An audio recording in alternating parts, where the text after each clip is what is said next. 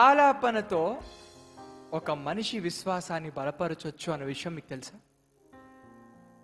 ఆలాపన అంటాం కదా, నా నా నా తరే రా రా రా రే రా రా రే రా. ఈ ఆలాపన కూడా దేవుడు వాడుకోగలడన్న విషయం మీకు తెలుసా? దయచేసి గమనించండి, ఒక చిన్న కథ చెప్తాను. ఒకరోజు ఒక వ్యక్తి సడన్గా హాస్పిటల్ పాలయ్యాడు. హాస్పిటల్లో నర్సులు డాక్టర్లు పరిశీలించి, నీకు ఒక రోగం వచ్చిందయ్యా, ఈ రోగం నీకు సులువుగా పోదు, ఆపరేషన్ చేయాలి, సర్జరీ చేయాలి, అయినా ఖచ్చితంగా మేము గ్యారంటీ ఇవ్వలేము అని చెప్పేశారు. ఎంతో దుఃఖముతో ఆ హాస్పిటల్ పడక మీద ఆ వ్యక్తి బాధపడుతూ పడుకొని ఉన్నాడు. దేవుడు నన్ను విడిచిపెట్టేశాడా, నన్ను వదిలేశాడా, ఇంతకాలం ఆరాధించిన ప్రభువు నన్ను మర్చిపోయాడా, విడిచిపెట్టి వెళ్ళిపోయాడా అని బాధపడుతూ తనలో తాను కుమిలిపోతూ కృంగిపోతూ ప్రభువుని ప్రశ్నిస్తూ, ప్రభువా నేను ప్రతిరోజు స్తుతించాను కదా, ప్రతిరోజు నీకు ప్రార్థన చేశాను కదా, నీకు సాక్షిగా నిలబడతానని మాటిచ్చాను కదా, నాకెందుకు ఈ రోగం, ఎందుకు హఠాత్తుగా ఈ రోగం నా మీదకు వచ్చి పడింది? ఎంతో దుఃఖముతో ఎంతో బాధపడుతూ ప్రభుని ప్రశ్నలు అడుగుతా ఉన్నాడు. తండ్రి నన్ను విడిచిపెట్టావా? నువ్వు నాకు ఇప్పుడు తోడుగా లేవు కాబట్టే కదా నాకు ఈ రోగం వచ్చింది. తండ్రి నువ్వు నాకు తోడుగా లేవా, నాతో లేవా? ఒకవేళ నేనేమన్నా పాపం చేస్తే నన్ను క్షమించు ప్రభువా, నాకు తోడుగా ఉండయ్యా. నువ్వు నాకు తోడుగా లేకపోతే నేను హాస్పిటల్ సర్జరీ రూమ్లోకి ఐసీయూలోకి నేను వెళ్ళలేనయ్యా, ఆపరేషన్ థియేటర్లోకి నేను వెళ్ళలేను ప్రభువా. నువ్వు నాకు తోడుగా ఉండకపోతే ఇంకొక క్షణమైనా నేను బ్రతకలేను ప్రభువా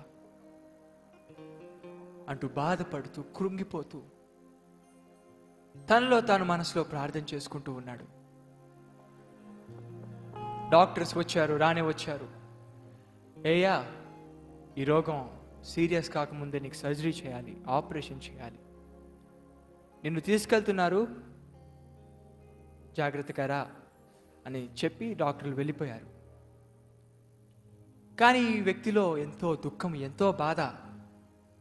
దేవుడు నన్ను వదిలేశాడేమో, నాకు దేవుడు ఇప్పుడు తోడుగా లేడేమో, ఇప్పుడు ప్రభువు లేకుండా ఈ ఆపరేషన్ థియేటర్లోకి నేను ఒక్కడనే వెళ్తే తిరిగి బ్రతికి రానేమో, క్షేమంగా వెనక్కి రాలేనేమో, నాకు మరణమే శరణ్యమేమో.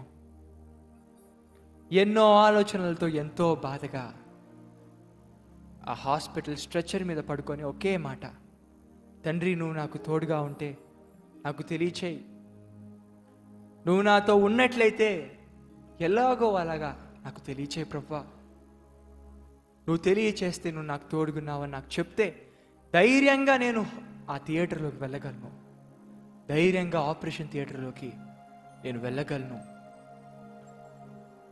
దుఃఖంలోనే ఇలా ప్రార్థన చేసుకుంటూ కళ్ళు మూసుకొని ప్రార్థన చేసుకుంటూ ఆ స్ట్రెచర్ మీద వెళ్తున్నాడండి. అంతలోగా నర్స్ ఆ స్ట్రెచర్ మీద తోసుకెళ్తున్న నర్స్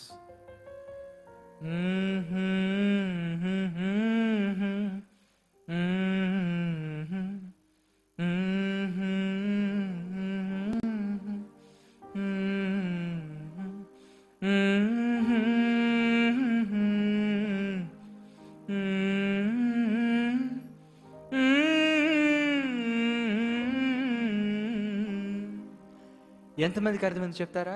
చేయి చూపిస్తారా? ఆ నర్స్ దేవుడు మనకు ఎల్లప్పుడూ తోడుగా ఉన్నాడు, ఆయన మనకి ఎల్లప్పుడూ తోడుగా ఉన్నాడు అంటూ ఆనందంగా ఆ స్ట్రెచ్చర్ మీద తీసుకెళ్తా ఉంటే ఈ వ్యక్తి కళ్ళలో నుండి నీళ్ళు కారుతున్నాయండి. జల నీళ్ళు రాలిపోతా ఉండగా ఆ నర్స్ అడిగాడు, ఏ అయ్యా ఏడుస్తున్నావే, భయంగా ఉందా, భయపడుకో, దేవుడు తోడుగా ఉన్నాడు అనంగానే ఈ వ్యక్తి అంటున్నాడు, అయ్యా ఒక 5 నిమిషాల క్రితం కృంగిపోయి కుమిలిపోయి సొమ్మసిల్లిన పరిస్థితిలో దేవుడు నన్ను విడిచిపెట్టాడేమో అని బాధపడుతూ కృంగిపోయి వెళ్తూ ఉన్నప్పుడు, ఎన్నో ప్రశ్నలు నన్ను కొడుతున్నప్పుడు నువ్వు ఆలాపించావే, ఆ ఆలాపన నాకెంతో ధైర్యాన్ని ఇచ్చింది. ఇప్పుడు నేను ధైర్యంగా ఆపరేషన్ థియేటర్లోకి వెళ్తాను, సంతోషంగా ఈ ఆపరేషన్ ఎదుర్కొంటాను. నాకు నమ్మకం ఏంటో తెలుసా? నా ప్రభువు నాకు తోడుగా ఉన్నాడు, నేను తిరిగి క్షేమంగా వస్తాను. ఈరోజు ఏ పరిస్థితిలో అయినా మీరుండొచ్చు, ఏ కష్టంలో అయినా మీరుండొచ్చు, కానీ గమనించండి, ప్రభు మీకు తోడుగా ఉన్నాడు. ఆయన మీకు తోడుగా ఉంటే మీరు దేనికి భయపడిన అవసరం లేదండి. భయపడాల్సిన అవసరం ఉందా? లేదు. ఆయన మీకు తోడుగా ఉంటే దేని విషయంలో మీరు కృంగిపోని అవసరం లేదు. ఇందాక చెప్పారు కదా, మీలో కొంతమంది బాధలో వచ్చారని, దుఃఖంలో వచ్చారని. గమనించండి, మీ కష్టంలో కూడా దేవుడు మీకు తోడుగా ఉన్నాడు. ఆయన మీకు ఇప్పుడు తోడుగా ఉన్నాడు, నిన్న తోడుగా ఉన్నాడు, నిరంతరం తోడుగా ఉన్నాడు. అందరూ